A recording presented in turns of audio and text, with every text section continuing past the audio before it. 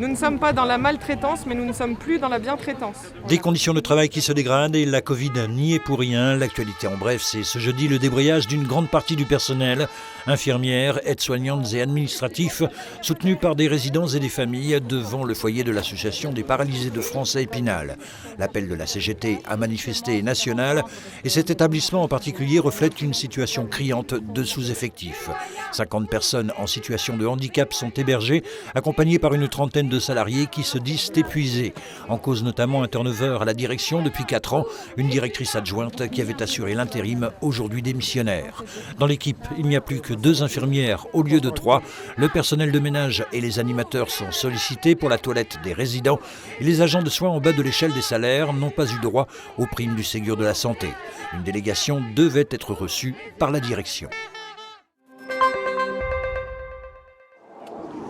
C'est une date d'hommage national partout en France. Mercredi, les autorités civiles, militaires et judiciaires, ainsi que les associations patriotiques se sont retrouvées, comme ici à Épinal, au siège départemental de la gendarmerie.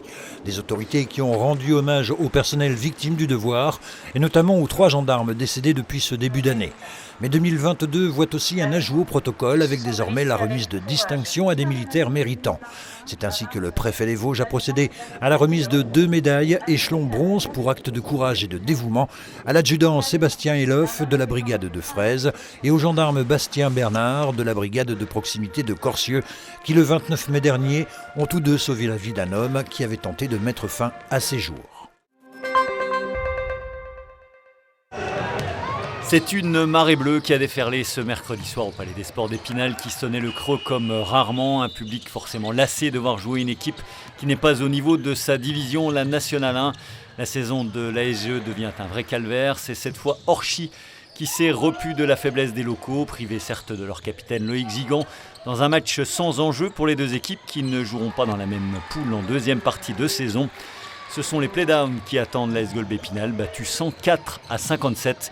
Il reste 2 matchs aux Vosgiens avant d'attaquer cette poule de relégation qui porte trop bien son nom.